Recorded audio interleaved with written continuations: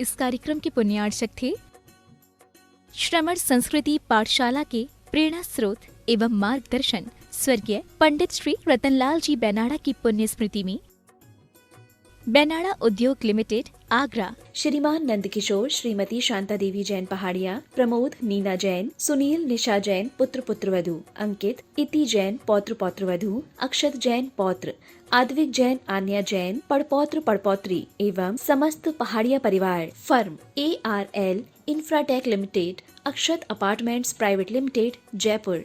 श्रीमान नरेंद्र कुमार जी, श्रीमती पुष्पा देवी जी, श्रीमान सुरेश कुमार जी, श्रीमती ललिता देवी जी, श्रीमान Pradeep Kumar ji, Shrimati Manju Devi ji, Shriman Anil Kumar ji, Shrimati Sanju Devi ji, Rehabari, Guwahati, Assam. Shri Tarachand ji, Ashok Anuradha, Pankaj Vinita, Pradeep Sheetal, Aditya Nancy, Jayant Hardik, Parv Cherry Veer. Shri Tarachand ji, Ashok Kumar Pahadia, Imphal. Surajmal Shanti Kumar, Phanek house, Sohni, Imphal. Manipur handloom centre, Assam netware, Guwahati.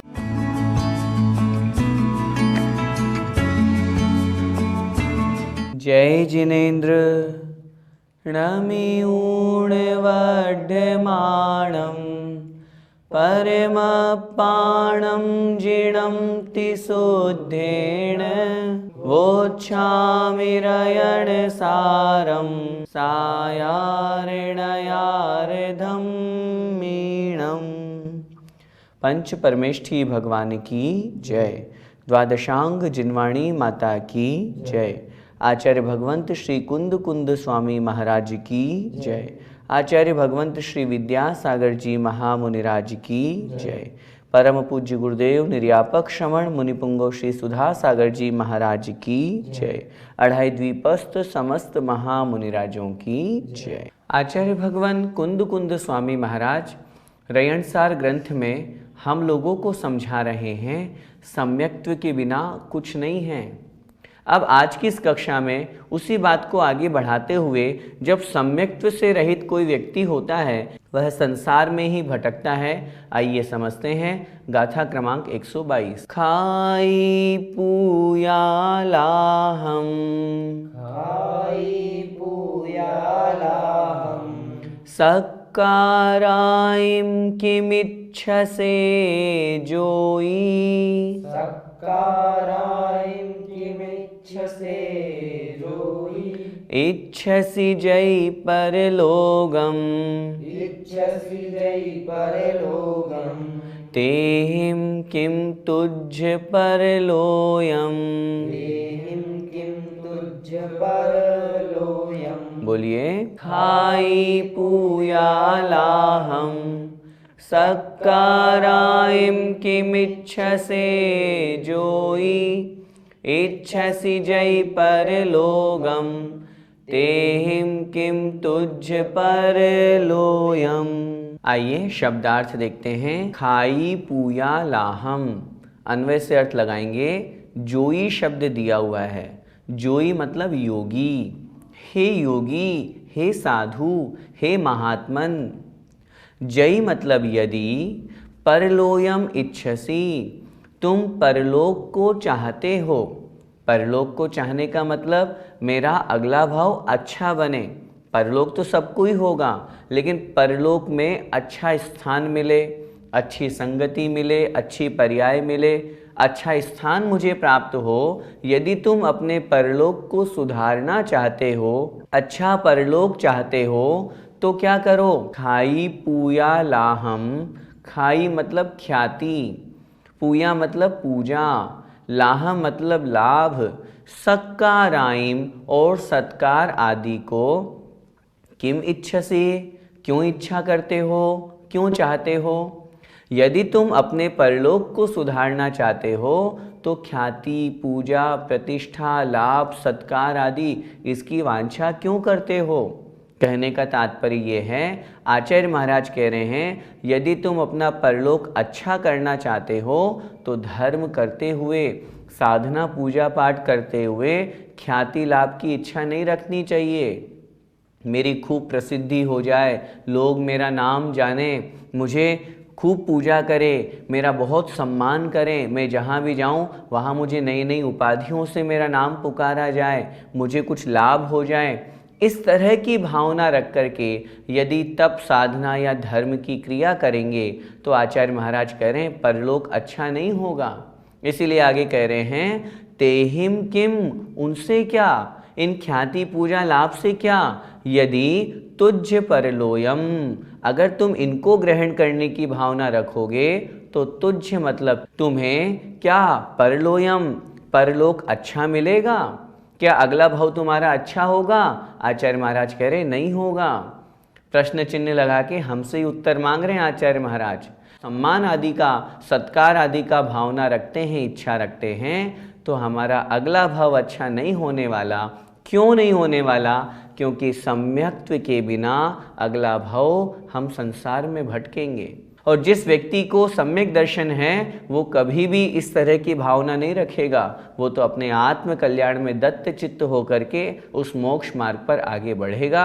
आचार्य कुंद महाराज कह रहे हैं धर्म साधना करते हुए, रत्नत्रय का पालन करते हुए उन्हें ख्याति पूजा सम्मान आदि की इच्छा नहीं रखनी चाहिए। भैया जी, अधिकांश लोग तो ख्याति सम्मान आदि के लिए ही धर्म करते हैं, तो क्या वह ठीक है? आपके प्रश्न का उत्तर ही तो इस गाथा में आचार्य महाराज दे रहे हैं। आप कह रहे हैं अधिकांश लोग करते हैं, हम कह रहे हैं अधिकांश नहीं, अगर सभी करेंगे तो भी ठीक नहीं है। कोई भी हो, चाहे वो साधु हो या श्रावक हो, धर्म करते हुए, मूल गुणों का पालन करते हुए, तप साधना करते समय यदि उनके अंदर ये भावना होती है मेरी ख्याति हो, मेरा नाम हो, लोक में मेरी प्रसिद्धि हो, क्यों? हमारे अंदर अहंकार आ रहा है, हम अपने नाम की चाह कर रहे हैं। ऐसी स्थिति में सम्यक दर्शन कहाँ होगा?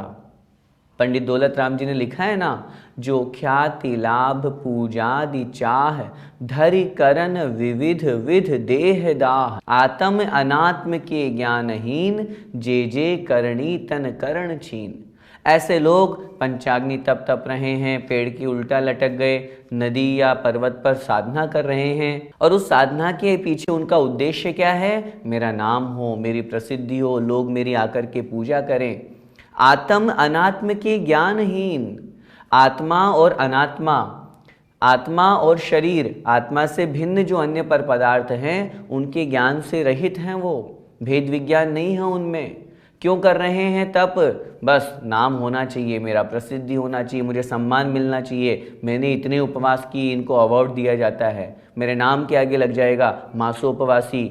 ये सब भावना रख करके यदि धर्म या तप साधना की जाएगी तब वह सच्ची साधना नहीं कहलाएगी। आचार्य महाराज बहुत स्पष्ट कह रहे हैं, ऐसी साधना करके या इस तरह की भावना रख करके यदि धर्म करते हैं तो क्या तुम्हारा परलोक अच्छा होगा? खुद पूछ रहे हैं आचार्य महाराज, नहीं होगा। बल्कि हमको ये विचार करना चाहिए कि जब तब साधना होती है नाम अपने आप हो जाता है। हमारी दृष्टि उस तरफ नहीं होनी चाहिए, हमारी दृष्टि मोक्ष की तरफ होनी चाहिए। सोचिए, शास्त्रों में यही तो लिखा है, क्या भावना भाना है, लक्ष्य बनाना है हमें मोक्ष प्राप्त करने का। लेकिन जब तक मोक्ष प्राप्त नहीं होगा तो सांसारिक सुख सुविधाएं तो अपने आप मिल जाएगी। जैसे आचार्य पूज्यपाद स्वामी महाराज ने लिखा ना, यत्र भावः शिवम दत्ते द्यौ कियत दूरवर्तिनी, यो नयत्याशु गव्योतिम क्रोशार्धे किम ससीदति। ये श्लोक याद रखिए और स्पष्ट रूप से न केवल मुनि महाराज के लिए, हमारे लिए भी, हम भी पूजन कर रहे हैं, स्वाध्याय कर रहे हैं, व्रतों का पालन कर रहे हैं। लक्ष्य क्या है? मोक्ष की प्राप्ति। जो भाव जब मोक्ष का सुख दे सकता है तो क्या वो स्वर्ग का सुख नहीं दे सकता? अब इस प्रकार ख्याति लाभ इन सब से दूर होकर के हमें आत्मा का स्वभाव जानना चाहिए। और आत्मा अभी कर्मों से युक्त है तो आत्मा विभाव में है।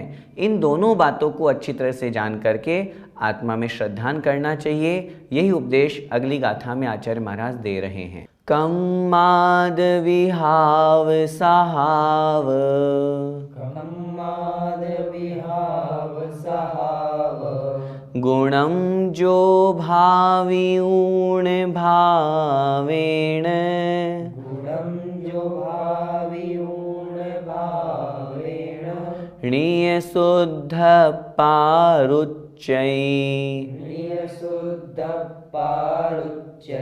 तस्य नियमेण होयि निर्वाणम्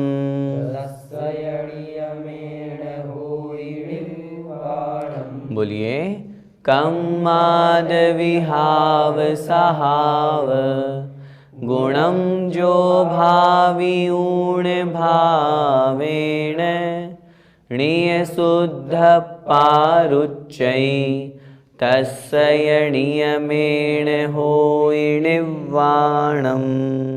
आइए शब्दार्थ देखते हैं।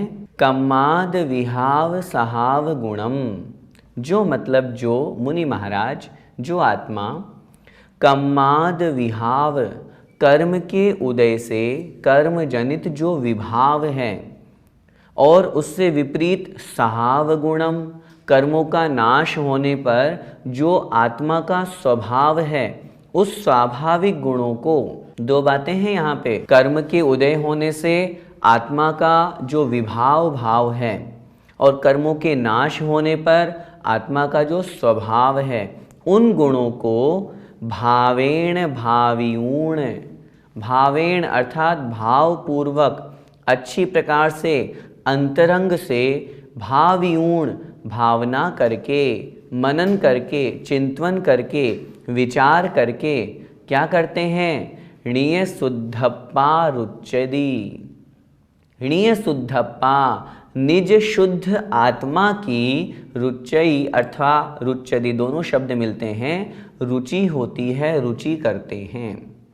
जो मुनि महाराज या जो आत्मा क्या करते हैं?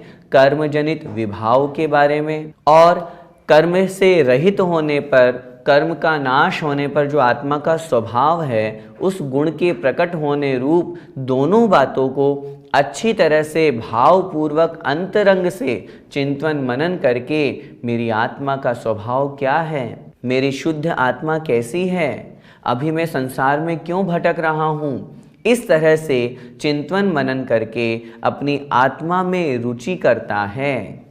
उससे क्या होता है? आचार्य महाराज कह रहे हैं तस्य, तस्य यह माने और, तस्य माने उसके, उस मुनि के, उन मुनि महाराज के नियमेण निर्वाणम होई, नियम से निर्वाण होता है, उन्हें मोक्ष की प्राप्ति होती है। कितना सुंदर मार्ग आचार्य महाराज यहाँ मोक्ष का बता रहे हैं। हम सब मोक्ष प्राप्त करना चाहते हैं तो क्या करें? इस गाथा के अनुसार चले। क्या कह रहे हैं? सबसे पहले तो हम ये जानें कर्म से उदय होने पर, कर्म जनित होने पर मेरी आत्मा अभी संसार में भटक रही है, विभाव रूप में है। उसी आत्मा के स्वभाव के बारे में, इन दोनों के बारे में चिंतन करें और फिर चिंतन करने के बाद अपनी शुद्ध आत्मा का चिंतन मनन करते हुए, उसके प्रति रुचि और श्रद्धान करते हुए और निश्चित रूप से आत्म कल्याण के मार्ग पर आगे बढ़ेंगे तो उस जीव को निर्वाण की प्राप्ति होती है। भैया जी, आत्मा का स्वभाव और विभाव क्या है? आत्मा का स्वभाव और विभाव यदि हमें इसे समझना है तो हमें कर्म का सहारा लेना होगा। जहाँ पर कर्मों से रहित शुद्ध ज्ञान दर्शन होता है वह कहलाता है आत्मा का स्वभाव। कर्म भी 3 प्रकार के बताए गए हैं, द्रव्य कर्म, भाव कर्म और नो कर्म। ज्ञानावर्णादि द्रव्य कर्मों से, राग द्वेष आदि जो आत्मा के भाव हैं उन भाव कर्मों से, और इसके साथ में शरीर आदि नो कर्म से। इन सबसे जहाँ रहित अवस्था होती है, शुद्ध पर्याय होती है, शुद्ध द्रव्य होता है, वह कहलाता है आत्मा का स्वभाव। इस आत्म स्वभाव में कर्मों का कोई स्थान नहीं होता। और इससे विपरीत जब हम आत्मा के विभाव की बात करते हैं तो कर्म जनित जितनी अवस्थाएं हैं, जितनी पर्याय हैं, वो सब विभाव में हैं। अभी हम सब उस आत्मा के विभाव पर्याय में ही तो जी रहे हैं। चाहे कोई मनुष्य पर्याय में हो, देव पर्याय में हो, ये क्यों हैं? कर्मों के उदय से युक्त होने के कारण से है। और अधिक गहराई में हम जाएं तो इतना तक हम समझें कि 14वें गुण स्थान तक की अवस्था का नाम विभाव है। क्यों? स्वभाव कब प्रकट होगा? जब गुणस्थानातीत हो जाएंगे। जब कर्मों से पूर्ण रूप से रहित हो जाएंगे, वही आत्मा का शुद्ध स्वभाव है।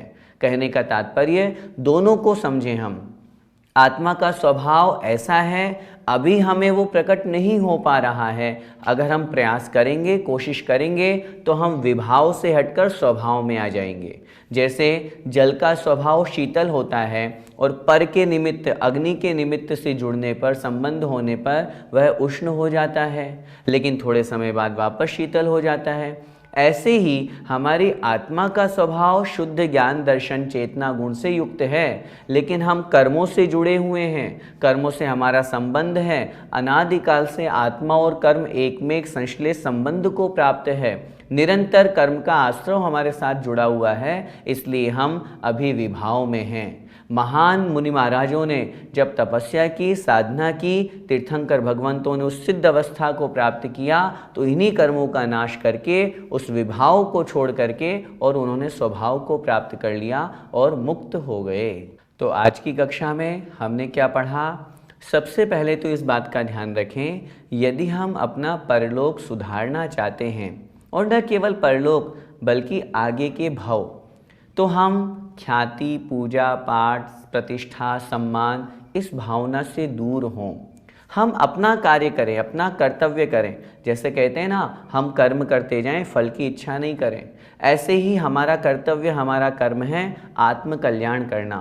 आत्मा के कल्याण करेंगे, ये सब चीज़ें हो ना हो उससे कोई फर्क नहीं पड़ने वाला। आप खुद सोचिए, इतने अनंत सिद्ध भगवान हो गए, वो जिस पर्याय में पहले संसार में थे, उनका नाम जानते हैं क्या हम? तो हम कौन से नाम की बात कर रहे हैं? किस नाम के पीछे भाग रहे हैं? भरत चक्रवर्ती को भी दूसरे का नाम हटा करके अपना नाम लिखना पड़ा। तो सोचो, तो इन सब से दूर होकर के आत्म कल्याण की भावना रखें। और जो यहाँ पर कहा गया है कि आत्मा के स्वभाव को जानें, आत्म तत्व में रुचि करें, क्योंकि जब तक हम स्वभाव को नहीं जानेंगे तो फिर हम उसे प्राप्त करने का प्रयास कैसे करेंगे? इसलिए स्वभाव और विभाव दोनों को जानकर विभाव से दूर होने का प्रयास करें। स्वभाव को प्राप्त करने के लिए मोक्ष मार्ग में लगें। इसी मंगलमय भावना के साथ बोले द्वादशांग जिनवाणी माता की जय। जय जिनेन्द्र।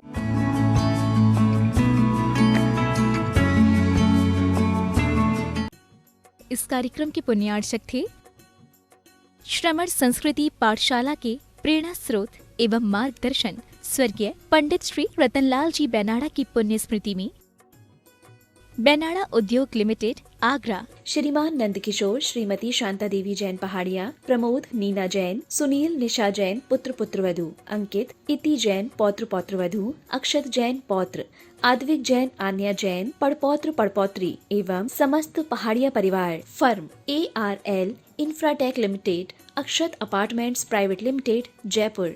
श्रीमान नरेंद्र कुमार जी, श्रीमती पुष्पा देवी जी, श्रीमान सुरेश कुमार जी, श्रीमती ललिता देवी जी, श्रीमान Pradeep Kumar ji, Shrimati Manju Devi ji, Shriman Anil Kumar ji, Shrimati Sanju Devi ji, Rehabari, Guwahati, Assam. Shri Tarachand ji, Ashok Anuradha, Pankaj Vinita, Pradeep Sheetal, Aditya Nancy, Jayant Hardik, Parv, Cherry Veer. Shri Tarachand ji, Ashok Kumar Pahadia, Imphal. Surajmal Shanti Kumar, Phanek house, Sohni, Imphal. Manipur handloom centre, Assam network.